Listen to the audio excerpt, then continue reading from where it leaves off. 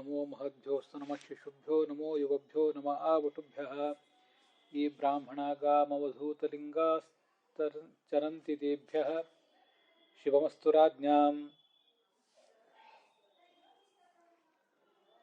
ರಹುಗಣ ಮಹಾರಾಜ ಜಡಭರತನನ್ನ ಅವಮಾನಿಸಿದ್ದಕ್ಕೆ ಪಶ್ಚಾತ್ತಾಪಪಟ್ಟು ಆತನ ಕಾಲಿಗೆ ಬಿದ್ದು ಕ್ಷಮೆ ಕೇಳ್ತಾನೆ. ಮತ್ತು ಇಂಥ ಒಂದು ಪಾಪ ಮಾಡಿದರ ಪರಿಹಾರಾರ್ಥವಾಗಿ ಎಲ್ಲ ಜ್ಞಾನಿ ವರ್ಗಕ್ಕೂ ಕೂಡ ನಮಸ್ಕಾರ ಮಾಡ್ತಾನೆ. ಅದನ್ನ ಇಲ್ಲಿ ನಾವೀಗ ನೋಡ್ತಾ ಇದ್ದೀವಿ.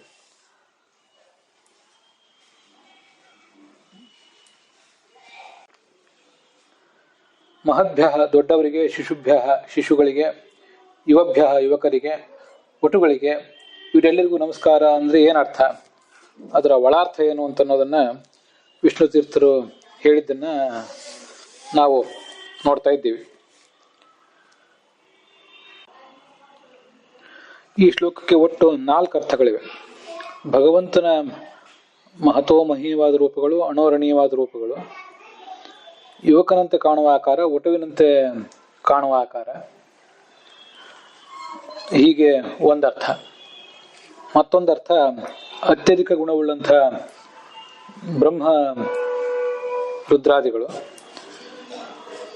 ಅತ್ಯಲ್ಪ ಗುಣವುಳ್ಳಂತಹ ಮನುಷ್ಯೋತ್ತಮರು, ನಡುವೆ ಬರುವಂತಹ ಇಂದ್ರಾದಿ ದೇವತೆಗಳು, ಮತ್ತೆ ಸ್ಕಂದಾದಿ ವಟುಗಳು. ಮೂರನೇ ಅರ್ಥ ದತ್ತ ಕಪಿಲಾದಿ ಮಹಾಯೋಗಿಗಳು, ದೂರ್ವಾಸ ಶುಕಮುನಿ ಮೊದಲಾದ ತರುಣ ಯೋಗಿಗಳು, ಸ್ಕಂದಾದಿ ವಟು ಯೋಗಿಗಳು, ಸನಕಾದಿ ಶಿಶು ಯೋಗಿಗಳು. ನಾಲ್ಕನೇ ಅರ್ಥ ಅವಧೂತರಲ್ಲಿ ಅತ್ಯಂತ ವೃದ್ಧರು, ಯುವಕರು, ವಟುಗಳು, ಶಿಶುಗಳು ಅಂತ 4 ಬಗೆಯವರಿದ್ದಾರೆ. ಇವರೆಲ್ಲರಿಗೂ ಕೂಡ ನಮಸ್ಕಾರ ಅಂತ ಆ ರಾಜ ನಮಸ್ಕಾರ ಮಾಡ್ತಿದ್ದಾನೆ. ಒಂದು ಅರ್ಥವನ್ನ ಕಳೆದ ದಿವಸ ನಾವು ನೋಡಿ ಮುಗಿಸಿದ್ದೀವಿ. ಎರಡನೇ ಅರ್ಥವನ್ನ ನಾವೀಗ ನೋಡ್ಬೇಕಾಗಿದೆ. ಆ ಎರಡನೇ ಅರ್ಥದಲ್ಲೂ ಕೂಡ ಏನೊಂದು ಪ್ರಶ್ನೆ ಬಂದಿತ್ತು, ಆ ಪ್ರಶ್ನಕ್ಕೆ ಉತ್ತರವನ್ನ ನೋಡ್ತಾ ಇದ್ದೀವಿ. ಏನದು ಪ್ರಶ್ನೆ ಇತ್ತು? ದೇವತೆಗಳೆಲ್ಲ ಅಮರರು ಮತ್ತೆ ಮುಪ್ಪಿಲ್ಲದವರು, ಅವರಿಗೆ ವಾರ್ಧಕ್ಯ ಇಲ್ಲ ಅಂದಮೇಲೆ ಮಹತ್ವ ಅವರಲ್ಲಿ ಬರೋದು ಹೇಗೆ?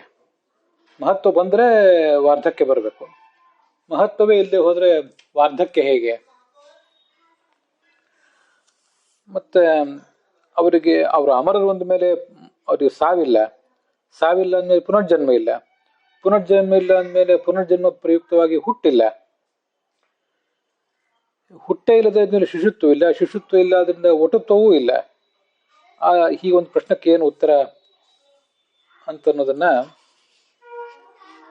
ಇವತ್ತು ನಾವು ನೋಡ್ಬೇಕಾಗಿದೆ. ಮಹತ್ವ, ಯುವತ್ವ, ವಟುತ್ವ, ಶಿಶುತ್ವ ಇವೆಲ್ಲ ಬರೋದು ದೇವತೆಗಳಲ್ಲಿ ವಯಸ್ಸಿನಿಂದ ಅಲ್ಲ.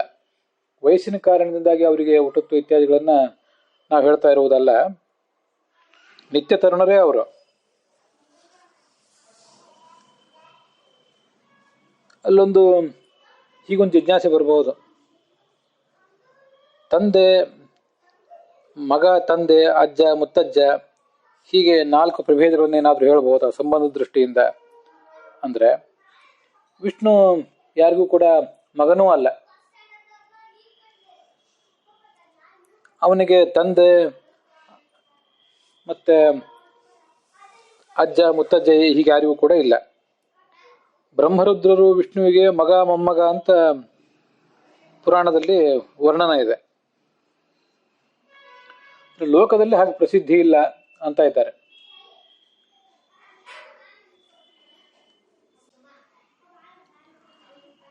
ಜಗತ್ತಿನಲ್ಲಿ ಜನಸಾಮಾನ್ಯನಿಗೆ ಹಾಗೆ ಗೊತ್ತಿಲ್ಲ ಅಂತ ಅದರ ತಾತ್ಪರ್ಯ ಇದ್ದಿರಬೇಕು. ವಿಷ್ಣು ತೀರ್ಥರು ಹಾಗೆ ಅಭಿಪ್ರಾಯ ಪಡ್ತಾ ಇದ್ದಾರೆ.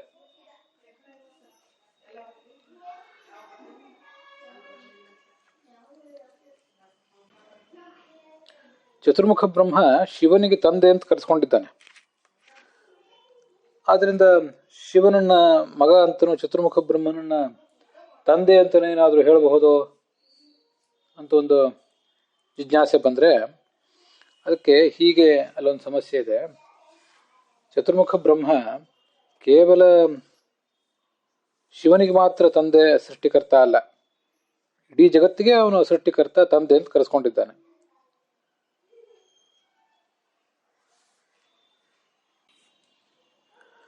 ವಿಷ್ಣುವನ್ನು ಕೂಡ ತಂದೆ ಅಂತ ಹೇಳಿದ್ದಾರೆ, ಹೌದು. ಆದರೆ ಅವನು ಎಲ್ರಿಗೂ ತಂದೆನೆ, ನಿರ್ದಿಷ್ಟವಾಗಿ ಯಾರೋ ಒಬ್ರಿಗೆ ಮಾತ್ರ ತಂದೆ ಅಂತ ಅಲ್ಲ. ಅದರಿಂದ ಒಟ್ಟಾರೆ ಈ ತ್ರಿಮೂರ್ತಿಗಳಿಗೆ ತಂದೆ ಅನ್ನುವುದು ಯಾವ ದೃಷ್ಟಿಯಿಂದ? ತಂದೆ ತಾಯಂದ್ರು ಯಾರು ಕೂಡ ಅವರಿಗೆ ಹೊಂದುವುದೇ ಇಲ್ಲ ನಾವು ನೋಡುವ ಮಾನಗಳಲ್ಲಿ.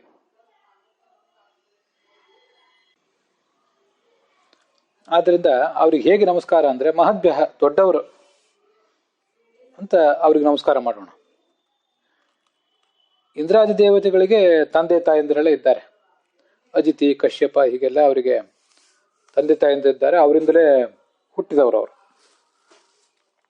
ಆದ್ರಿಂದ ಅವರನ್ನ ಶಿಶುಗಳು ಅಂತ ಈ ರಾಜ ನಮಸ್ಕಾರ ಮಾಡಿದ್ದಾನೆ. ಹಾಗೆ ವ್ಯಾಖ್ಯಾನ ಮಾಡ್ತಾರೆ ಅಡವಿ ಆಚಾರ್ಯರು. ಮತ್ತೆ ಅವರಿಗೆ ಶಿಶು ಆಕಾರ ಇದೆ, ಹಾಗೆ ವಟು ಆಕಾರ ಇದೆ, ಮುಂದೆ ಯುವಕ ಆಕಾರವೂ ಕೂಡ ಇದೆ. ಹೀಗೆ ಅವರಿಗೆ ನಮಸ್ಕಾರ ಮಾಡ್ತಿದ್ದಾನೆ.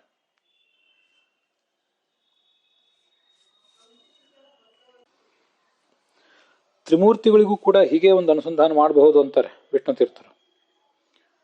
ವಯಸ್ಸು ಅಥವಾ ಸಂಬಂಧದಿಂದ ಪಿತೃಗಳು ಅಂತ ಕರೆಸ್ಕೊಂಡಿಲ್ಲ ಬ್ರಹ್ಮ ವಿಷ್ಣು ಮಹೇಶ್ವರರು.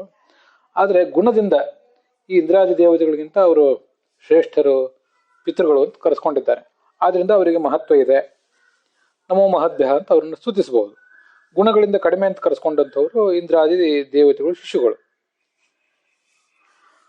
ಈ ಇಂದ್ರಾದಿ ದೇವತೆಗಳಲ್ಲಿ ಆಕಾರದಿಂದ ಯುವತ್ವ ವಟುತ್ವ ಎಲ್ಲ ಇರೋದ್ರಿಂದ ಯುವಭ್ಯ ವಟುಭ್ಯ ಅಂತ ಅವರನ್ನೇ ನಾವು ಸ್ತುತಿಸಬಹುದು. ಅದರಿಂದ ಕೇವಲ ಗುಣದ ಆಧಾರದಿಂದ ಯುವತ್ವ ವಟುತ್ವ ಇತ್ಯಾದಿಗಳನ್ನ ಅವರಲ್ಲೇನು ನಾವು ಕಾಣಬೇಕಾಗಿಲ್ಲ. ಹೀಗೆ ತ್ರಿಮೂರ್ತಿಗಳಲ್ಲಿ ಮತ್ತು ಸ್ಕಂದ ಇಂದ್ರಾದಿಗಳಲ್ಲಿ ಗುಣದ ದೃಷ್ಟಿಯಿಂದ ಈ ಮಹತ್ವವನ್ನ, ಶಿಶುತ್ವವನ್ನ ನಾವು ಅನುಸಂಧಾನಕ್ಕೆ ತಂದ್ಕೋಬಹುದು ಅಂತಾರೆ. ದೇವತೆಗಳಿಗೆಲ್ಲ ಮುಪ್ಪಿಲ್ಲ, ಸಾವಿಲ್ಲ. ಆದ್ರಿಂದ ವಯಸ್ಸಿನ ಸಂಬಂಧದಿಂದ ವಯಸ್ಸಿನಿಂದಾಗಿ ಮತ್ತೆ ಸಂಬಂಧದಿಂದಾಗಿ ಅವರಿಗೆ ಮಹತ್ವ ಶಿಶುತ್ವ ಬರ್ತದೆ ಅಂತಲ್ಲ.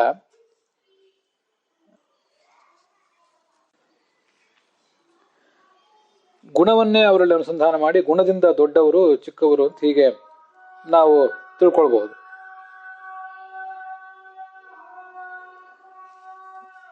ಮತ್ತೆ ಗುಣಗಳ ದೃಷ್ಟಿಯಿಂದ ಈ ಒಬ್ಬ ದೇವತೆ ಜ್ಯೇಷ್ಠ, ಈ ಒಬ್ಬ ದೇವತೆ ಕನಿಷ್ಠ ಅಂತ ಹೀಗೆಲ್ಲ ಅನುಸಂಧಾನ ಮಾಡಿದಾಗ ಆ ದೇವತಾ ತಾರತಮ್ಯವನ್ನು ಕೂಡ ನಾವು ಚಿಂತನೆ ಮಾಡಿದಾಗ ಆಗ್ತದೆ.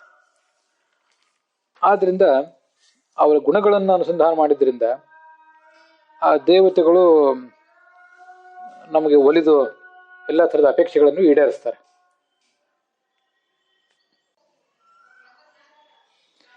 ಎಷ್ಟು ಸಾಧ್ಯ ಆದಷ್ಟು ದೇವತೆಗಳನ್ನು ನಾವು ಗುಣದ ದೃಷ್ಟಿಯಿಂದ ಉಪಾಸಿಸಬೇಕು ಅಂತ ಶಾಸ್ತ್ರ ಹೇಳ್ತದೆ. ಗುಣೈಸ್ಸರ್ವೈರುಪಾಸ್ಯೋಸು ಬ್ರಹ್ಮಣ ಪರಮೇಶ್ವರ. ಈ ಪರಮಾತ್ಮನನ್ನ ಚತುರ್ಮುಖ ಬ್ರಹ್ಮ ಎಲ್ಲ ಗುಣಗಳ ಸಮುದ್ರ ಈತ ಅಂತ ಉಪಾಸನೆ ಮಾಡ್ತಾನೆ.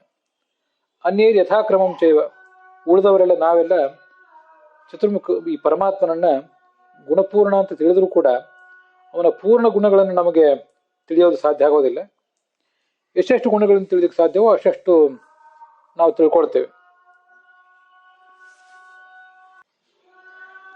ಅಂತೂ ಮಹಾತ್ಮ್ಯದ ದೃಷ್ಟಿಯಿಂದ ಕೆಲವರು ಜ್ಯೇಷ್ಠರಾಗಿದ್ದಾರೆ, ಕೆಲವರು ಕನಿಷ್ಠರಾಗಿದ್ದಾರೆ. ಆದ್ರಿಂದ ಅವರವರ ಗುಣಗಳನ್ನ, ಆ ಮಹಾತ್ಮ್ಯವನ್ನ ಈ ರೀತಿಯಾಗಿ ಅನುಸಂಧಾನ ಮಾಡಬೇಕು ಅಂತ ಗೊತ್ತಾಗ್ತದೆ. ಅದನ್ನೇ ಇಲ್ಲಿ ಹೇಳಿದ್ದಾರೆ. ಅನುವ್ಯಾಖ್ಯಾನದಲ್ಲಿ ಒಂದ್ ಕಡೆ ಹೀಗೆ ಹೇಳ್ತಾರೆ: ಅಥೋ ವಿಷ್ಣುವು ಪರಾಭಕ್ತಿ. ಭಗವಂತನಲ್ಲಿ ಸರ್ವಾಧಿಕ ಭಕ್ತಿಯನ್ನು ಮಾಡಬೇಕು. ತದ್ಭಕ್ತೇಶು ರಮಾದಿಷು ತಾರತಮ್ಯೇನ ಕರ್ತವ್ಯ. ಅವನ ಭಕ್ತರಾದಂತಹ ರಮಾ, ಚತುರ್ಮುಖ ಮೊದಲಾದವರಲ್ಲಿ ತಾರತಮ್ಯ ಪೂರ್ವಕವಾಗಿ ಭಕ್ತಿಯನ್ನು ಮಾಡಬೇಕು, ಮೋಕ್ಷವನ್ನು ಬಯಸುವಂಥವ್ರು. ಹೀಗೆ ಗುಣ ತಾರತಮ್ಯವನ್ನು ತಿಳ್ಕೊಳ್ಳುವುದು ಸಾಧನೆಯ ದೃಷ್ಟಿಯಿಂದ ಬಹಳ ಮಹತ್ವದ್ದು. ತಾರತಮ್ಯೇನ ತದ್ಭಕ್ತೇಷ್ವಪಿ ಭಕ್ತಿ ವಿನಿಶ್ಚಯಾತ್ ಕರ್ತವ್ಯ ಯೇಷಾಮಪಿ ತದ್ಭಕ್ತಿ ಲೋಕವೇದಾನುಸಾರತಃ. ಭಗವಂತನ ಭಕ್ತರನ್ನು ಕೂಡ ತಾರತಮ್ಯದಿಂದ ಉಪಾಸನೆ ಮಾಡಬೇಕು ಅಂತ ಹೇಳುವಂತಹ ಬೇರೆ ಬೇರೆ ಉಲ್ಲೇಖಗಳಿವು.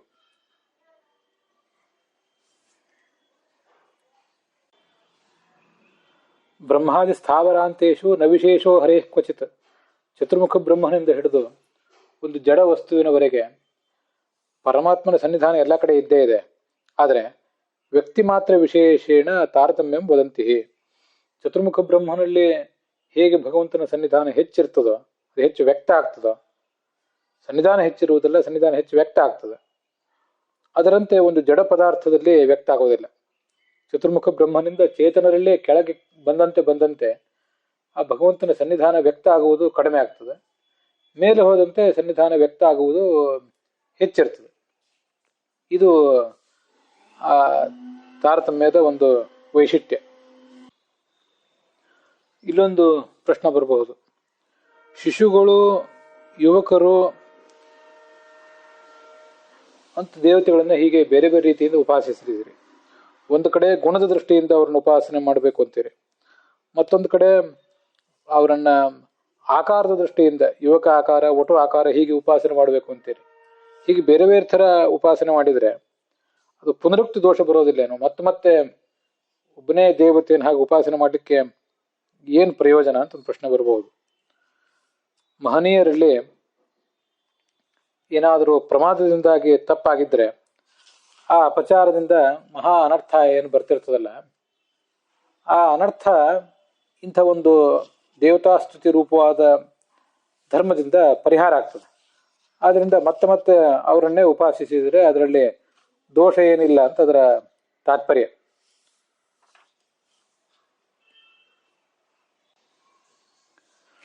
ಪ್ರಾಪ್ತ ಆಪತ್ ಪರಿಹಾರಾಯ ದೇವತಾ ಸ್ತೂಯಂತೆ ಇತಿ ತಾವತ್ ಅವಿವಾದಂ. ಸ್ತುತಿಶ್ಚ ಮಹಾತ್ಮ್ಯ ಪ್ರತಿಪಾದನಮೇವ.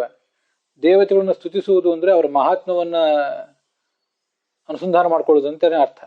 ತೇನೈವ ಪ್ರೀತಿ ಇತಿ ಪ್ರಸಿದ್ಧಮೇವ. ಆದ್ರಿಂದ ದೇವತೆಗಳು ನಮ್ಮ ವಿಷಯದಲ್ಲಿ ಪ್ರೀತರಾಗ್ತಾರೆ. ತಥಾ ಕರ್ತವ್ಯಮೇವ ಪ್ರಯೋಜನ ಲಾಭ ಪರ್ಯಂತಂ ಸತಿಚ ಪ್ರಯೋಜನೆ ತದದೂಷಣತ್ವಾತ್. ನಮಗೆ ಬಂದಿರುವ ಪಾಪ ಪರಿಹಾರ ಆಗುವವರೆಗೂ ಮತ್ತು ದೇವತೆಗಳು ವಿಶೇಷ ಅನುಗ್ರಹ ಆಗುವವರೆಗೂ ಇಂಥ ಸ್ತೋತ್ರವನ್ನು ಮುಂದುವರಿಸ್ತಾನೇ ಇರಬೇಕು ಅಂತಾರೆ ವಿಷ್ಣು ತೀರ್ಥರು. ಕಿಂಚ ದೇವಾನಾಂ ರೂಪದಾರಿದ್ರ್ಯಾಭಾವೇನ ಸ್ಕಂದೇಂದ್ರಾದಿ ದೇವಾನಾಮೇವ ವಿಶೇಷ ವಿವಕ್ಷಯ ಪುನಃ ಪ್ರಣಾಮಸ್ಯ ಶ್ಲಿಷ್ಟತರತ್ವಾತ್. ಮತ್ತೊಂದು ಹೇಳ್ತಾರೆ, ದೇವತೆಗಳಿಗೆ ರೂಪದ ದಾರಿದ್ರ್ಯ ಏನೂ ಇಲ್ಲ ಅಂತ. ಅದನ್ನ ನಮ್ಮ ಗುರುಗಳು ಅನುವಾದ ಮಾಡುವಾಗ ದೇವತೆಗಳಿಗೆ ಅನೇಕ ರೂಪ ಇವೆ ಅಂತ ಅಷ್ಟೇ ಮಾಡಿದ್ದಾರೆ. ವಿಷ್ಣು ತೀರ್ಥರು ಅದನ್ನ ದೇವತೆಗಳಿಗೆ ರೂಪದ ಕೊರತೆ ಏನೂ ಇಲ್ಲ ಅಂತ ಹೇಳಿದ್ದಾರೆ. ಅನೇಕ ರೂಪಗಳಿವೆ ದೇವತೆಗಳಿಗೆ ಅಂತ. ದೇವತೆಗಳ ರೂಪಕ್ಕೆ ಬಡತನ ಏನೂ ಇಲ್ಲ, ದೇವತೆಗಳ ರೂಪಕ್ಕೆ ಕೊರತೆ ಏನೂ ಇಲ್ಲ, ಬಡತನ ಏನೂ ಇಲ್ಲ ಅಂತ ಅನುವಾದ ಮಾಡದೇ ಇದ್ರೆ ನಮ್ಮ ಗುರುಗಳಾದ ಪುರಾಣಿಕಾಚಾರ್ಯರು ತಪ್ಪು ಅಂತಲ್ಲ, ಪ್ರಸಂಗ ಬಂತು ಅಂತ ಹೇಳಿದೆ. ದಾರಿದ್ರ್ಯ ಅಂತ ಅಲ್ಲಿ ಶಬ್ದ ಪ್ರಯೋಗ ಮಾಡಿದ್ದಾರೆ ಅಡವಿ ಆಚಾರ್ಯರು ಅಂತ ಹೇಳಿದೆ ಅಷ್ಟೇ. ಆ ಸ್ಕಂದ ಇಂದ್ರಿಯಾದಿಗಳಿಗೇನೆ ಅನೇಕ ರೂಪಗಳು ಹೀಗೆಲ್ಲ ಇವೆ, ಥರಥರದ ರೂಪಗಳಿವೆ. ಆದ್ರಿಂದ ಅವರ ಅನೇಕ ರೂಪಗಳಿಗೆ ನಮಸ್ಕಾರ ಮಾಡೋದನ್ನು ಯುಕ್ತವೇ. ವಿಷ್ಣು ಸಹಸ್ರನಾಮದಲ್ಲಿ 1000 ರೂಪಗಳಿಗೆ ನಾವು ಮತ್ತೆ ನಮಸ್ಕಾರ ಮಾಡ್ತೀವಲ್ಲ, ಅಲ್ಲೇನೂ ಪುನರುಕ್ತಿ ಇಲ್ಲಲ್ಲ. ದೇವತೆಗಳೇ ಬೇರೆ ಬೇರೆ ರೂಪದಿಂದ ಬೇರೆ ಬೇರೆ ಥರದ ಉಪಾಸನೆಗಳನ್ನು ಮಾಡ್ತಾ ಇರ್ತಾರೆ. ತಮ್ಮ ಒಂದೊಂದು ರೂಪದಿಂದ ಪರಮಾತ್ಮನನ್ನ ಭಿನ್ನ ಭಿನ್ನ ರೀತಿಯಿಂದ ಉಪಾಸನೆ ಮಾಡ್ತಾ ಇರ್ತಾರೆ. ಪರಮೇಶ್ವರ ಪ್ರೇಮ ಪಾತ್ರಾಣಾಂ ದೇವತಾನಾಂ ವಿಶೇಷತಃ ತತ್ಸಂಪಾದನಾಯ ರೂಪಾಂತರೇ ಅವಸ್ಥಾ ವಿಶೇಷೇಣೇವ ಅವಸ್ಥಾನೇನ ತಥಾ ಸ್ತವನೇನ ಸ್ತೋತರಿ ತೇಷಾಂ ಪ್ರೀತಿ ವಿಶೇಷ ಲಾಭ ಸದ್ಭಾವಾಚ ಅಂತ ಹೇಳ್ತಾರೆ. ಹೀಗೆ ದೇವತೆಗಳು ಮಾಡ್ತಾ ಇರ್ತಾರೆ. ನಾವು ಆ ದೇವತೆಗಳ ಗುಣವನ್ನು ಹೀಗೆ ಅನುಸಂಧಾನ ಮಾಡಿಕೊಂಡ್ರೆ ನಮಗೂ ಅದರಿಂದ ವಿಶೇಷ ಲಾಭ ಇದೆ ಅಂತ ಅದರ ತಾತ್ಪರ್ಯ.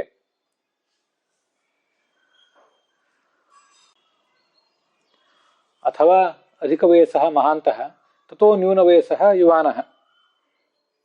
ಹೆಚ್ಚು ವಯಸ್ಸಾಗಿದ್ದರೆ ಅವ್ರನ್ನ ನಾವು ದೊಡ್ಡವರು ಅಂತಾರೆ. ಅವ್ರಿಗಿಂತ ಚಿಕ್ಕ ವಯಸ್ಸಿನವರಾದ್ರೆ ಯುವಕರು, ಅವ್ರಿಗಿಂತ ಚಿಕ್ಕವರಾದ್ರೆ ಒಟುಗಳು, ಅವ್ರಿಗಿಂತ ಚಿಕ್ಕವರಾದ್ರೆ ಶಿಶುಗಳು ಅಂತ ಜಗತ್ತಿನಲ್ಲಿ ಕಂಡಿದೆ.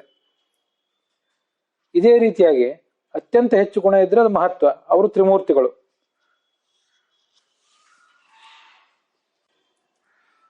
ಅವರಿಗಿಂತ ಕಡಿಮೆ ಗುಣ ಇದ್ದವರು ಇಂದ್ರಾದಿ ದೇವತೆಗಳು ಅಂತ ಹೀಗಾದರ ತಾತ್ಪರ್ಯ.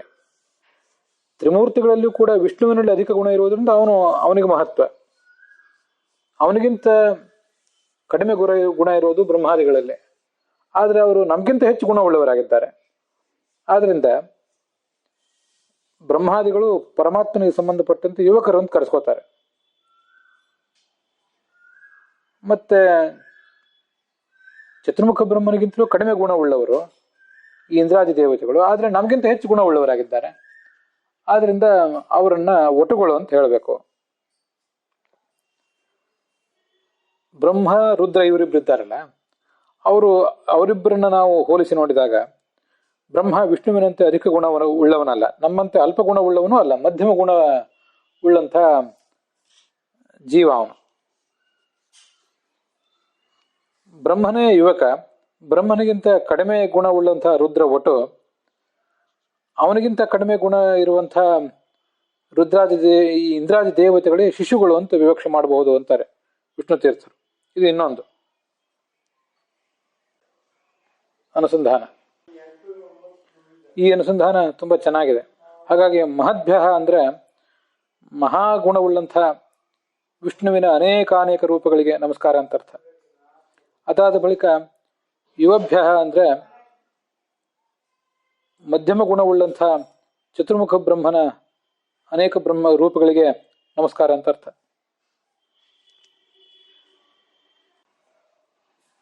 ಮುಂದೆ ವಟುಭ್ಯ ಬ್ರಹ್ಮನಿಗಿಂತ ಕಡಿಮೆ ಗುಣವುಳ್ಳಂಥ ರುದ್ರ, ಅವನು ಒಟು, ಅವನ ಅನೇಕ ರೂಪಗಳಿಗೆ ನಮಸ್ಕಾರ ಅಂತ ಅರ್ಥ.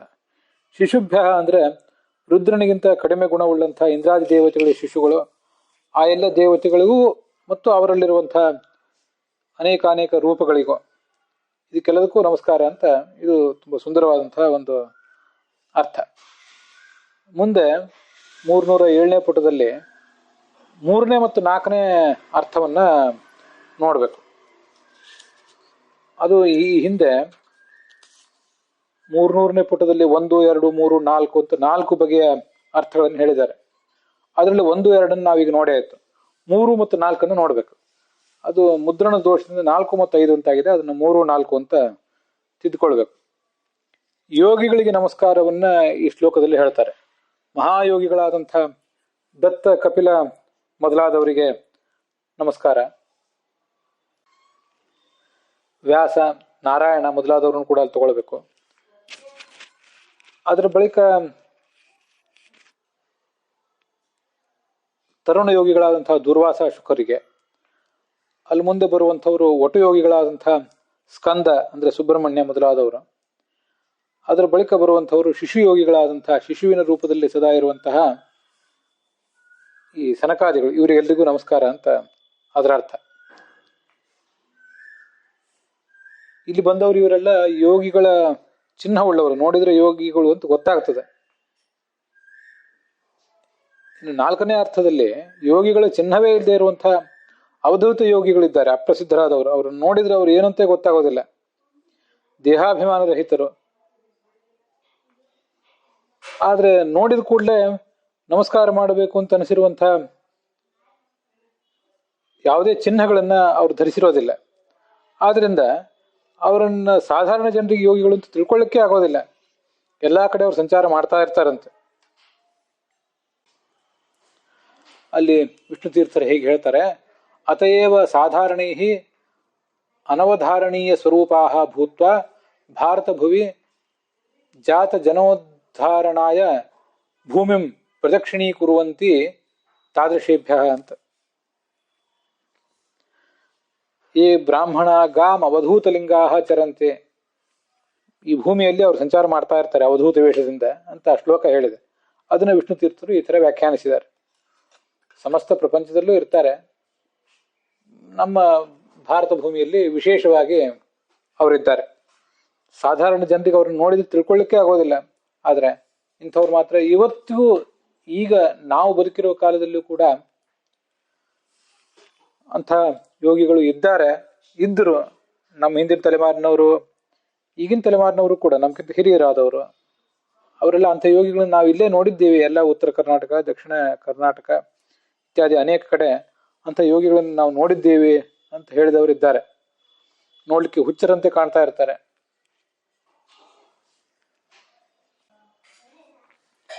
ಈಗ ಇಲ್ಲಿದ್ರೆ ಮುಂದಿನ ಕ್ಷಣದಲ್ಲಿ ಮತ್ತೆಲ್ಲೋ ಇರ್ತಾರೆ. ಇಂಥವರೆಲ್ಲ ಅನೇಕ ಜನ ಇದ್ದೇ ಇರ್ತಾರೆ.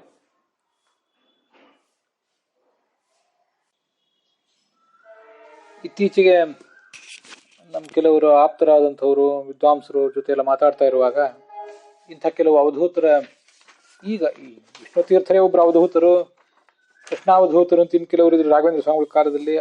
ಅವರೆಲ್ಲ ಬೇರೆ. ಅದಲ್ಲದೆ ಚಿತ್ರದುರ್ಗದ ಹತ್ರ ಹುಲಗೂರು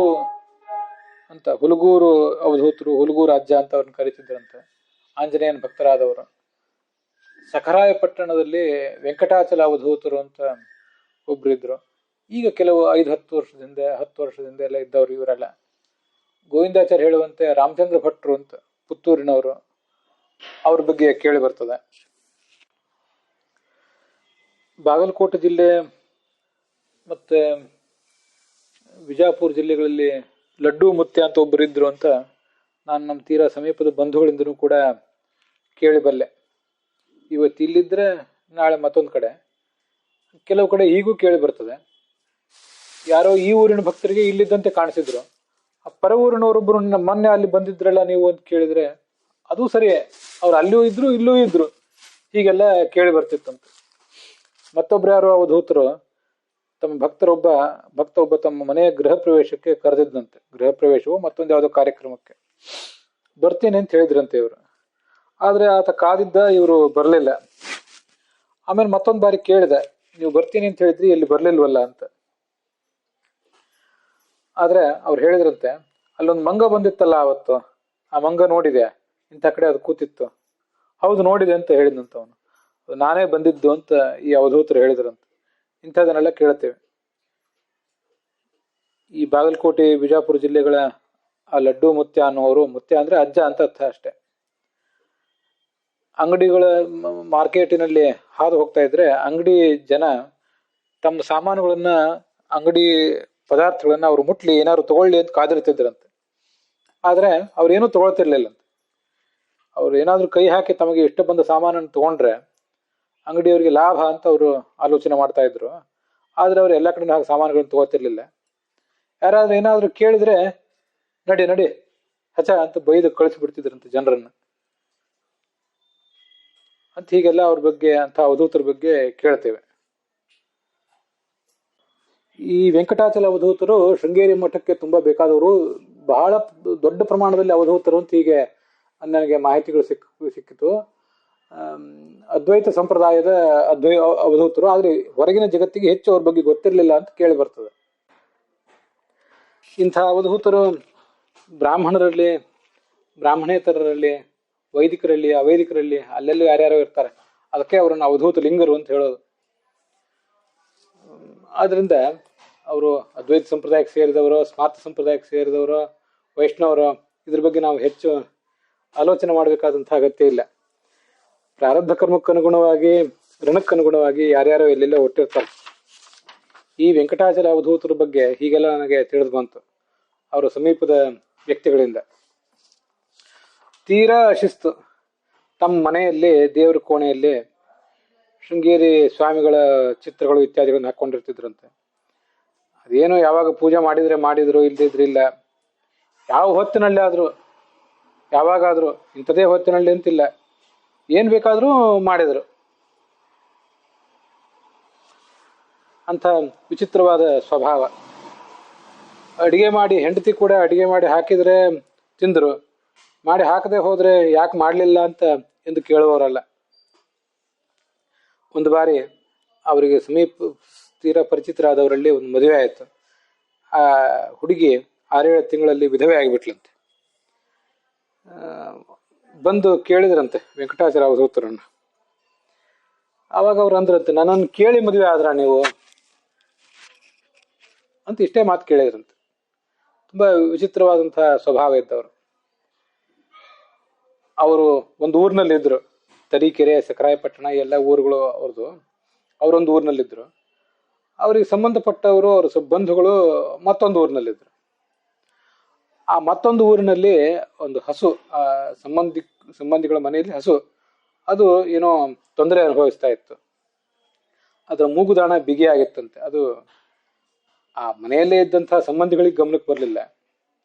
ಆದರೆ ಇದು ವೆಂಕಟಾಚಲ ಅವಧೂತರ ಗಮನಕ್ಕೆ ಬಂತು. ಅವರು ಫೋನಿನ ಮೂಲಕ ಅಲ್ಲಿ ತಿಳಿಸಿದರೆ, ಆ ಹಸುವಿಗೆ ಹೀಗಾಗಿದೆ, ಅದನ್ನ ಸ್ವಲ್ಪ ಗಮನಿಸ್ಬೇಕು ನೀನು ಅಂತ. ಯಾವುದೋ ಊರಿನಲ್ಲಿ ಇದ್ದದ್ದು ಮತ್ಯಾವುದೋ ವ್ಯಕ್ತಿ, ಪ್ರಾಣಿ, ಅದಕ್ಕೆ ಸಂಬಂಧಪಟ್ಟಂತ ವಿದ್ಯಮಾನಗಳೆಲ್ಲ ಹೀಗೆ ಅವ್ರಿಗೆ ತಿಳ್ಕೊಳ್ಳಿಕ್ಕೆ ಸಾಧ್ಯ ಆಗ್ತಿತ್ತು. ತಾವು ಇದೇ ಊರಿನಲ್ಲಿದ್ದು ಇನ್ನೊಂದು ಊರಿನಲ್ಲೂ ಕೂಡ ಇರ್ತಿದ್ರು. ಇಂಥವ್ರದ್ದೆಲ್ಲ ಕೇಳಿ ಬರ್ತದೆ. ಮತ್ತೊಬ್ರು ನನಗೆ ಇದನ್ನೆಲ್ಲ ಕೇಳೋ ಪ್ರಸಂಗ ಬಂದಾಗ, ಮಕ್ಕಳಾಗಿಲ್ಲ ಅವ್ರಿಗೆ, ದಂಪತಿಗಳಿಗೆ, ತೀರಾ ಅವಧೂತರಿಗೆ ತೀರಾ ಸಮೀಪದಾದವರೇ. ಮಕ್ಕಳು ಆಗ್ಬೇಕಾಗಿದೆ, ಯಾಕೆ ನೀವೇನು ಹೇಳ್ತಾ ಇಲ್ಲ ಅಂತ ತುಂಬಾ ಪರಿಪರಿಯಿಂದ ಕೇಳಿದ್ರಂತೆ ಅವಧೂತರನ್ನು.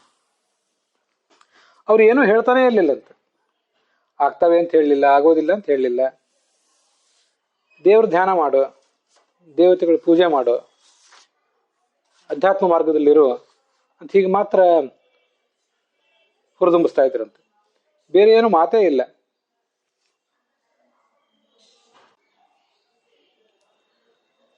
ರಾಮಣ್ಣ ಮೇಷ್ಟ್ರು ಅಂತ ಒಬ್ರದು ಈಗ ಕೆಲವು ವರ್ಷಗಳ ಹಿಂದೆ ತೀರ್ಕೊಂಡಂಥವ್ರು. ಅಂಥವ್ರ ಬಗ್ಗೆ ಹೀಗೆ ಕೂಡ ನಾನು ನನ್ನ ಆಪ್ತರಾದವರಿಂದ ಕೇಳಿದ್ದೆ.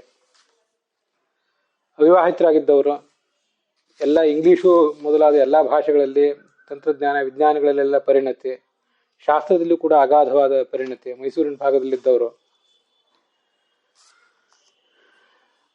ಅವರು ಕೂಡ ಮಹಾ ಅವಧೂತರೇ ಆದವರೇ. ಅವರಿಗೆ ಅನಾರೋಗ್ಯ ಆದಾಗ ಅವರ ಶಿಷ್ಯರಾದವರು ಸರದಿಯಂತೆ ಅವರಿಗೆ ಆಹಾರ ತಂದು ಕೊಡ್ತಾ ಇದ್ರಂತೆ.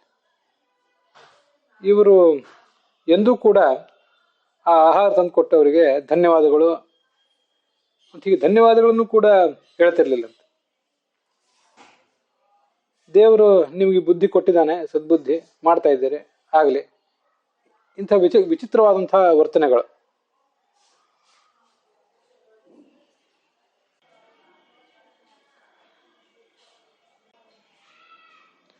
ಪೂರ್ಣ ಪ್ರಮಾಣದಲ್ಲಿ ಅವಧೂತರಲ್ಲ, ಆದರೆ ಅವಧೂತರ ಕೆಲವು ಲಕ್ಷಣಗಳನ್ನು ಒಳಗೊಂಡಂಥವ್ರು ಅನೇಕರು. ಅಂಥವ್ರ ಬಗ್ಗೆ ಎಲ್ಲ ಅವರ ಮಕ್ಕಳು, ಮೊಮ್ಮಕ್ಕಳು, ಮರಿಮಕ್ಕಳಿಂದ ಹೀಗೆ ನನಗೆ ಕೇಳಿ ತಿಳಿದು ಬಂದಿದೆ. ನಾವು ತೋರಿಸುವಂತಹ ಮಡಿ ಮೈಲಿಗೆ, ಆಚಾರ ವಿಚಾರ ಎಲ್ಲವೂ ಪೂರ್ಣ ಪ್ರಮಾಣದಲ್ಲಿ ಇರ್ತದೆ ಅಂತಿಲ್ಲ. ಬೆಳಿಗ್ಗೆ ಎದ್ದು ಚಹಾನೋ ಕಾಫಿನೋ ಏನಾದರೂ ಕುಡಿದು ಆ ಬಳಿಕ ದೇವ್ರ ಪೂಜೆ ಇತ್ಯಾದಿಗಳು ಮಾಡುವಂತಹ ವಿಚಿತ್ರ ಸ್ವಭಾವದವರು. ಆದರೆ ಮುಂದೇನಾಗ್ತದೆ, ಯಾರಾದರೂ ಬರುವವರು, ಹೋಗುವವರು, ಸಾವು ಇತ್ಯಾದಿಗಳ ಬಗ್ಗೆ ಎಲ್ಲದ್ರ ಬಗ್ಗೆನೂ ಕೂಡ ಜ್ಞಾನ ಇರುವಂಥವ್ರು. ಇಂಗ್ಲಿಷು, ಶಾಸ್ತ್ರ ಇತ್ಯಾದಿಗಳ ಬಗ್ಗೆ ಎಲ್ಲದ್ರ ಬಗ್ಗೆನೂ ಜ್ಞಾನ ಇರುವಂಥವ್ರು. ಆದರೆ ಯಾವ ಸಂದರ್ಭದಲ್ಲೂ ತೀರಾ ಅತಿರೇಕವಾದ ಧಾರ್ಮಿಕ ವರ್ತನೆಗಳನ್ನು ಕೂಡ ತೋರಿಸುವಂಥವ್ರಲ್ಲ. ಗುಡಿ ಗುಂಡಾರಗಳಿಗೆ ಹೋಗೋವರಲ್ಲ, ತೀರ್ಥಕ್ಷೇತ್ರಗಳಿಗೆ ಮೇಲಿದ ಮೇಲೆ ಹೋಗೋರು ಏನಲ್ಲ. ತೀರಾ ತಮ್ಮ ಅಂತ್ಯಕಾಲದ ಸಮೀಪದ ಹೊತ್ತಿಗೆ ಒಂದು ಬಾರಿ ನಾನು ಕರ್ಕೊಂಡು ಹೋಗಿ ಇಂಥ ಕಡೆ ಅಂತ ಶ್ರೀರಂಗ ಮೊದಲಾದ ಕ್ಷೇತ್ರಗಳಿಗೆ ಕರ್ಕೊಂಡು ಹೋಗಿ ಅಂತ ತನ್ನ ಮಕ್ಕಳು ಮೊಮ್ಮಕ್ಕಳಿಗೆ ಹೇಳಿದ್ರಂತೆ. ಆ ಥರ ಅದೊಂದು ಯಾತ್ರೆ ಮುಗಿಸ್ಕೊಂಡು ಮುಂದೆ ಅವರು ಪರಲೋಕ ಯಾತ್ರೆ ಮಾಡಿದ್ರು.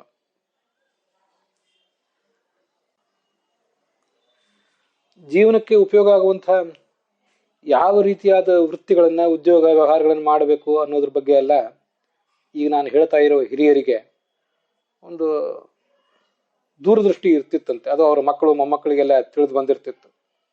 ಇಂಥದನ್ನ ಮಾಡಬೇಡಿ, ಈ ಆಸ್ತಿ ನಿಮ್ಗೆ ಬೇಡ, ಅದ್ರ ಗೊಡವೆಗೆ ನೀವು ಹೋಗಬೇಡಿ ಅಂತ ಅವ್ರು ಹೇಳಿದರೆ ಅಷ್ಟನ್ನು ಇವರು ಚಾಚು ಚಪ್ಪದೆ ನಮ್ಮ ತಂದೆ ಅಜ್ಜ ಈ ಥರ ಹೇಳಿದ್ದಾರೆ, ಆದ್ರಿಂದ ಅದು ನಾವು ಬೇಡ ಅಂತ ಅದನ್ನ ಯಾವುದೇ ಆಸೆ ಇಲ್ಲದೆ, ತುಂಬ ಕಷ್ಟ ಇದ್ದಾಗಲೂ ಕೂಡ ಯಾವುದೇ ಆಸೆ ಇಲ್ಲದೇನೆ ಆ ಎಲ್ಲವನ್ನು ಪರಿತ್ಯಾಗ ಮಾಡಿ ದೃಢವಾದ ಮನಸ್ಸಿನಿಂದ ಇದ್ದವರು ಇದ್ದದ್ದೆಲ್ಲ ಗೊತ್ತಾಗ್ತದೆ. ಇದೆಲ್ಲ ಹಾಗೆ ಸ್ಥಿತಪ್ರಜ್ಞರಾಗಿ ಪೂರ್ಣ ಪ್ರಮಾಣದಲ್ಲಿ ಋಷಿಮುನಿಗಳಂತೆ ಸ್ಥಿತಪ್ರಜ್ಞರಲ್ಲದೆ ಇರಬಹುದು, ಆದರೂ ಅಂಥ ಕೆಲವು ಲಕ್ಷಣಗಳನ್ನ ತೋರಿಸ್ಕೊಂಡಿರುವಂತಹ ಸ್ಥಿತಪ್ರಜ್ಞರು ಅವ್ರ ಬಗ್ಗೆ ಎಲ್ಲ ಹೀಗೆ ಕೇಳಿ ಬರ್ತದೆ. ಆದ್ರಿಂದ ಅವರ ಬಾಹ್ಯ ವರ್ತನೆಗಳು, ಅವರ ನಡೆ ನುಡಿಗಳು ಇತ್ಯಾದಿಗಳ ಮೂಲಕ ಅವರನ್ನು ಅಳೆಯುವುದು ಮತ್ತು ಆ ಮೂಲಕ ಅವರಿಗೆ ಅಪಚಾರ ಮಾಡುವುದು ಇದೆಲ್ಲ ಸಲ್ಲದು, ಹಾಗೆ ಮಾಡಬಾರದು. ಜಡಭರತನಿಗೆ ರಹುಗಣ ಅಪಚಾರ ಮಾಡಿ ಪಶ್ಚಾತ್ತಾಪಟ್ಟಂತೆ ನಮ್ಮ ಸ್ಥಿತಿಯೂ ಆಗ್ತದೆ. ಅವರವರು ಹೇಗಿರಬೇಕು, ಯಾವಾಗ ಎಲ್ಲಿ ಇರಬೇಕು, ಹೇಗಿರಬೇಕು ಅಂತನ್ನುವುದೆಲ್ಲ ಅವರಿಗೆ ಬಿಟ್ಟದ್ದು, ಅದು ಅವರ ಸಾಧನೆಯ ಜೀವನಕ್ಕೆ ಸಂಬಂಧಪಟ್ಟದ್ದು. ಅದು ಉಳಿದವರು ಅದ್ರ ಬಗ್ಗೆ ಹೆಚ್ಚು ಆಲೋಚನೆ ಮಾಡಬೇಕಾದ ಅಗತ್ಯ ಇಲ್ಲ. ಅಲ್ಲಿಗೆ ಈ ಶ್ಲೋಕದ ವ್ಯಾಖ್ಯಾನ ಸಮಾಪ್ತ ಆಗಿದೆ. ಸರಳವಾಗಿ ಅದರ ಅರ್ಥವನ್ನು ಗಮನಿಸುವುದಾದರೆ, ಗುಣಗಳ ದೃಷ್ಟಿಯಿಂದಲೂ ಸ್ಥಾನದ ದೃಷ್ಟಿಯಿಂದಲೂ ಮಹಾತ್ಮನಾದಂಥ ವಿಷ್ಣುವಿನ ರೂಪಗಳಿಗೆ ನಮಸ್ಕಾರ. ಅವನೇ ಮಹತ್ ಅಂತ ಕರೆಸ್ಕೊಂಡಿದ್ದಾನೆ ಈ ಶ್ಲೋಕದಲ್ಲಿ. ವಿಷ್ಣುವಿಗೆ ಸಂಬಂಧಿಸಿದಂತೆ ಅಲ್ಪ ಗುಣನಾದಂಥ, ಮಧ್ಯಮ ಗುಣನಾದಂಥ ಚತುರ್ಮುಖ ಬ್ರಹ್ಮನೇ ಯುವ ಅಂತ ಕರೆಸ್ಕೊಂಡಿದ್ದಾನೆ. ಅವನ ಅನೇಕ ರೂಪಗಳನ್ನ ಮತ್ತೆ ಮುಖ್ಯ ಪ್ರಾಣನ ಅನೇಕ ರೂಪಗಳನ್ನ ನಾವು ಸ್ಮರಿಸಿ ನಮಸ್ಕರಿಸಬೇಕು. ಬೃಹದಾರಣ್ಯಕ ಉಪನಿಷತ್ತು ಮೊದಲಾದ ಕಡೆ ಆ ರೂಪಗಳ ವರ್ಣನೆ ಮಾಡಿದ್ದಾರೆ. ಪರಮಾತ್ಮನಿಗೆ ಅನೇಕ ರೂಪವಿರುವಂತೆ ಚತುರ್ಮುಖ ಮತ್ತು ಮುಖ್ಯ ಪ್ರಾಣರಿಗೂ ಅನೇಕ ರೂಪಗಳಿವೆ. ಪರಮಾತ್ಮನಿಗಂತೂ ಏಕರೂಪ, ಮತ್ತೆ ಮತ್ಸ್ಯಾದಿ 10 ರೂಪಗಳು, ಕೃಷ್ಣಾದಿ 100 ರೂಪಗಳು, ವಿಷ್ಣು ವಿಶ್ವಂ ವಷಟ್ಕಾರ ಮೊದಲಾದ 1000 ರೂಪಗಳಿವೆ. ಅವನ ಅನಂತ ರೂಪನೂ ಹೌದು. ಬೃಹದಾರಣ್ಯಕದಲ್ಲೇ ಬಂದಿರುವಂತೆ ಮತ್ಸ್ಯ ಕೂರ್ಮ ಕ್ರೋಡ ಸಿಂಹ ವಟು ಭಾರ್ಗವ ರಾಘವಾಹ ಕೃಷ್ಣ ಬುದ್ಧೌ ಕಲ್ಕಿ ಹಯಶೀರ್ಷ ಐತರೇಕಃ ಪಾರಾಶರ್ಯಶ್ಚ ಕಪಿಲಃ ವೈಕುಂಠೋ ವೃಷಭಸ್ತಥಾ ಅಂತ ಹೀಗೆ ಪರಮಾತ್ಮ ರೂಪಗಳನ್ನು ವರ್ಣನೆ ಮಾಡಿದ್ದಾರೆ. ಏವಮಾದ್ಯ ಹರೇ ಸಾಕ್ಷಾತ್ ಪ್ರಾದುರ್ಭಾವ ಪ್ರಕೀರ್ತಿತಾ ಅಂತ. ಅದಾದ ಬಳಿಕ ಲಕ್ಷ್ಮೀದೇವಿಯ ರೂಪಗಳನ್ನು ವರ್ಣನೆ ಮಾಡಿದ್ದಾರೆ. ನಾವಿಲ್ಲಿ ಪರಮಾತ್ಮನ ಬಗ್ಗೆ ಬಂದಿರೋದ್ರಿಂದ ಲಕ್ಷ್ಮೀದೇವಿಯ ಬಗ್ಗೆನೂ ಕೂಡ ಅನುಸಂಧಾನ ಮಾಡಬೇಕು. ಅತ್ಯಂತರಂಗಂ ಯತ್ತಸ್ಮಾ ನಹರೇ ಪೃಥಗೀರಿತ ಶ್ರೀ ಸ್ವರೂಪ ವಿಭೇದೇಪಿ ಸರ್ವೋತ್ಕೃಷ್ಟಾಪಿ ನಿತ್ಯಶಃ ಅಂತ ಭಾಗವತ ತಾತ್ಪರ್ಯದಲ್ಲಿ ಹೇಳ್ತಾರೆ. ಬೃಹದಾರಣ್ಯಕ ಭಾಷ್ಯದಲ್ಲಿ ಹೇಳ್ತಾರೆ ಆಚಾರ್ಯರು. ಆದ್ದರಿಂದ ಮಹದ್ಭ್ಯ ಅನ್ನುವ ಶಬ್ದದಿಂದ ವಿಷ್ಣುವಿನ ರೂಪಗಳನ್ನಲ್ಲದೆ ಬೃಹದಾರಣ್ಯಕ ಭಾಷ್ಯದಲ್ಲಿ ಬಂದಂತೆ ಶ್ರೀರ್ಭೂರ್ ದುರ್ಗಾ ಅಂಬ್ರಣಿ ಹ್ರೀಶ್ಚ ಮಹಾಲಕ್ಷ್ಮೀಶ್ಚ ದಕ್ಷಿಣಾ ಸೀತಾ ಜಯಂತಿ ಸತ್ಯಾಚ ರುಕ್ಮಿಣಿ ಇತ್ಯಾದಿ ಭೇದಿತ ಪ್ರಕೃತಿಸ್ತೇನ ಚಾವಿಷ್ಟ ತದ್ವಶಾನ ಹರಿಸ್ವಯಂ ಅಂತೇನೋ ಶ್ಲೋಕ ಇದೆ. ಅಲ್ಲಿ ಬಂದಿರುವಂತೆ ಈ ಲಕ್ಷ್ಮೀದೇವಿಯ ರೂಪಗಳನ್ನು ನಾವು ಪರಿಗ್ರಹಿಸಬೇಕು. ಇದೆಲ್ಲವೂ ಮಹದ್ಭ್ಯ ಎಂಬ ಶಬ್ದದಿಂದ ಶಾಸ್ತ್ರಕ್ಕೆ, ಭಾಗವತಕಾರರಿಗೆ ವಿವಕ್ಷಿತ. ಮುಂದೆ ಯುವಭ್ಯ ಅನ್ನೋ ಶಬ್ದದಿಂದ ನಾನೀಗಾಗಲೇ ಹೇಳಿದಂತೆ ಚತುರ್ಮುಖ ಮತ್ತು ಪ್ರಾಣರ ರೂಪಗಳು. ಪ್ರಾಣಸೂತ್ರಂ ಮಹಾನ್ ಬ್ರಹ್ಮ, ಚಿತ್ತಂ ವಾಯು, ಬಲಂ ಧೃತಿ, ಸ್ಥಿತಿ ಯೋಗ, ವೈರಾಗ್ಯಂ ಜ್ಞಾನಂ ಪ್ರಮಾ, ಸ್ಮೃತಿ ಸುಖಂ, ಮೇಧ ಮುಕ್ತಿ, ವಿಷ್ಣುಭಕ್ತಿ, ಆದಿಗೋಪ ಮಹಾನ್ ಪ್ರಭು, ಋಜುಸ್ಸಮಾನೋ ವಿಜ್ಞಾತ ಮಹಾಧ್ಯಾತ ಮಹಾಗುರು, ಹನುಮಾನ್ ಭೀಮ ಆನಂದ ಇತ್ಯಾದಿ ಬಹುರೂಪಿಣಃ ಹಿರಣ್ಯಗರ್ಭಾಃ ಯೇ ಅತೀತಾಃ ಯೇ ಭಾವ್ಯಾಶ್ಚ ಯಶ್ಚ ವರ್ತತೆ. ಹಿಂದೆ ಆಗಿ ಹೋದ ಮುಂದೆ ಬರಲಿರುವ ಚತುರ್ಮುಖ ಬ್ರಹ್ಮರು ಇವರೆಲ್ಲರನ್ನು ಕೂಡ, ಪ್ರಾಣದೇವರು ಇವರೆಲ್ಲರನ್ನು ಕೂಡ ಆ ಯುವಭ್ಯ ಅನ್ನೋ ಶಬ್ದದಿಂದ ತಗೊಳ್ಬೇಕು. ಇದಲ್ಲದೆ ಸರಸ್ವತಿ ಭಾರತೀಯರಿಗೂ ಕೂಡ ಈ ರೂಪಗಳನ್ನ ಶಾಸ್ತ್ರದಲ್ಲಿ ವರ್ಣನೆ ಮಾಡ್ತಾರೆ. ಸರಸ್ವತಿ ಚ ಗಾಯತ್ರಿ ಶ್ರದ್ಧಾದ್ಯಾಹ ಪ್ರೀತಿರೇವ ಚ ಸರ್ವವೇದಾತ್ಮಿಕ ಬುದ್ಧಿ ಅನುಭೂತಿ ಸುಖಾತ್ಮಿಕ ಗುರುಭಕ್ತಿ ಹರೌ ಪ್ರೀತಿ ಶಿವಕನ್ಯಾ ಇಂದ್ರಸೇನಾ ದ್ರೌಪದಿ ಕಾಶಿಜಾ ತಥಾ ಚಂದ್ರ, ಇವೆಲ್ಲ ಅವಳ ರೂಪಗಳನ್ನು. ಮತ್ತೆ ಇದಾದ್ಮೇಲೆ ನಾವು ಇಲ್ಲಿ ನೋಡಿರುವುದು ರುದ್ರ, ಅವನು ಒಟ್ಟು ಅಂತ ಕರೆಸ್ಕೊಂಡಿರುವವನು. ಅವನ ರೂಪಗಳ ಬಗ್ಗೆ, ಅನೇಕ ರೂಪಗಳ ಬಗ್ಗೆ, ಒಟುಭ್ಯ ಅಂತ ಅನೇಕ ರೂಪಗಳ ಬಗ್ಗೆ ಹೇಳಿದಾರಲ್ಲ, ಅದನ್ನು ಬೃಹದಾರಣ್ಯಕ ಭಾಷ್ಯದಲ್ಲಿ ಶೇಷ, ಸದಾಶಿವ, ಊರ್ಧ್ವ, ಅಪಟ, ಅಹಂಕಾರ, ಊರ್ಧ್ವತಪಾಹ, ಮತ್ತೆ ಅಹಂಕಾರ, ನರ, ಅಪಟ, ಲಕ್ಷ್ಮಣ, ರೌಹಿಣೀಯ, ಶುಕ, ಸದ್ಯೋಜಾತ, ವಾಮದೇವ, ಘೋರ, ತತ್ಪುರುಷ, ದುರ್ವಾಸ, ಅಶ್ವತ್ಥಾಮ, ಔರ್ವ, ಜೈಗೀಶವ್ಯ ಇತ್ಯಾದಿ ಶಿವನ ರೂಪಗಳಿವೆ. ಶಿವನ ರೂಪಗಳ ಬಗ್ಗೆ ನಾವು ಹೀಗೆ ನೋಡಿದಾಗ ರುದ್ರಾಧ್ಯಾಯದಲ್ಲಿ ಶಿವನ ಅನೇಕ ರೂಪಗಳನ್ನೇ ತುಂಬ ಸುಂದರವಾಗಿ ವರ್ಣನೆ ಮಾಡಿದ್ದಾರೆ. ನಮ ಆ ವ್ಯಾಧಿನಿಭ್ಯ ವಿವಿಧ್ಯಭ್ಯಶ್ಚ ಅಂತ ಬಹುವಚನದಲ್ಲೇ ಅನೇಕ ರೂಪಗಳು ಕಾಣಿಸ್ತವೆ. ಎಲ್ಲ ಕಡೆ ಬಹುವಚನ ಹೇಳಿ ಆ ಬಹುವಚನದಿಂದ ವಾಚ್ಯವಾದ ಶಿವನ ರೂಪಗಳು ಮತ್ತೆ ಪರಮಾತ್ಮನ ರೂಪಗಳ ಬಗ್ಗೆನೂ ಕೂಡ ಅಲ್ಲಿ ಬಂದಿದೆ. ವಟು ಅಂತ ಹೇಳಿದ್ರಲ್ಲ ಇಲ್ಲಿ ಶಿವನನ್ನ, ರುದ್ರಾಧ್ಯಾಯದ 6ನೇ ಅನುವಾಕದಲ್ಲಿ ಅವನ ಜ್ಯೇಷ್ಠ, ಕನಿಷ್ಠ, ಪೂರ್ವಜ, ಅಪರಜ ಅಂತ ಹೀಗೆಲ್ಲ ವರ್ಣನೆ ಮಾಡಿದ್ದಾರೆ.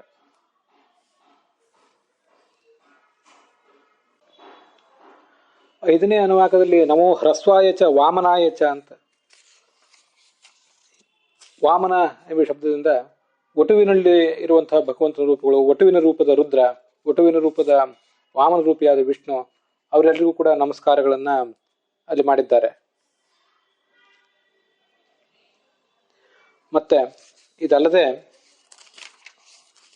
ಕೊನೆಯ ಅನುವಾಕದಲ್ಲಿ 11ನೇ ಅನುವಾಕದಲ್ಲಿ 10 ಮತ್ತು 11ನೇ ಅನುವಾಕದಲ್ಲಿ ಆ ರುದ್ರನ ರೂಪಗಳನ್ನ ವರ್ಣನೆ ಮಾಡ್ತಾರೆ.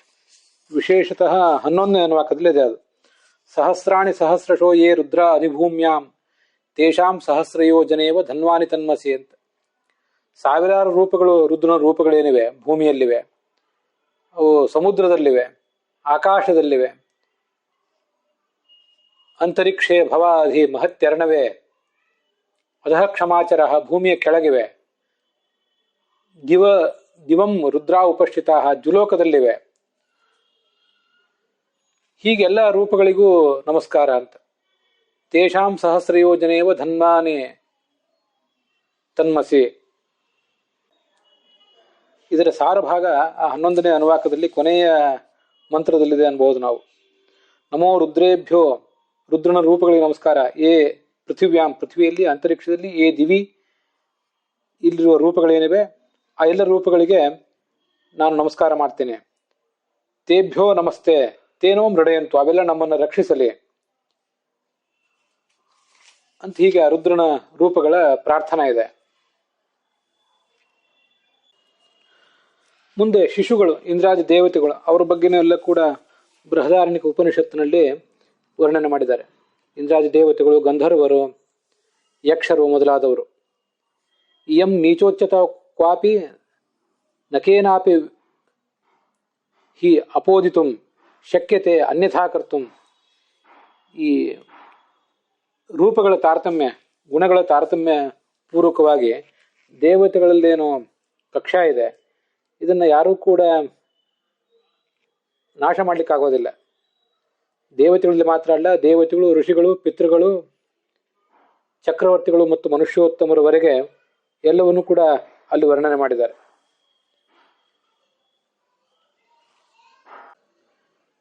ಅನಾದಿಶ್ಚ ವಿಶೇಷೋಯಂ ಸರ್ವೇಷಾಂ ಮಾನುಷಾದಿನಾಂ ಅಂತ ಬರುವಂಥ ವಿಷಯ, ಬೃಹದಾರಣ್ಯಕ ಭಾಷ್ಯದಲ್ಲಿ ಬರುವಂಥ ವಿಚಾರ. ಅದರಿಂದ ಶಿಶುಭ್ಯ ಅಂತ ಬಂದಾಗ ಕೊನೆಯವರೆಗೆ, ಮನುಷ್ಯರವರೆಗೆ ಪ್ರತಿಯೊಬ್ಬರನ್ನು ಕೂಡ ತಗೊಳ್ಬೇಕು. ಅವರೆಲ್ಲರಿಗೂ ನಮಸ್ಕಾರ ಮಾಡ್ತೇನೆ. ಯಾವ ಭಗವಂತನ ಪ್ರತೀಕ ಇದೆ, ಜಡ ಇರಬಹುದು, ಚೇತನ ಇರಬಹುದು, ಯಾವುದಕ್ಕೂ ಕೂಡ ನನ್ನಿಂದ ಯಾವ ರೀತಿಯಾದಂಥ ಅಪಚಾರವೂ ಆಗಬಾರ್ದು, ನನ್ನ ಸಾಧನೆಗೆ ಅದರಿಂದ ತೊಡಕಾಗಬಾರ್ದು ಅಂತ ಹೀಗೆ ನಾವು ಮತ್ತೆ ಪ್ರಾರ್ಥನೆ ಮಾಡಬೇಕು.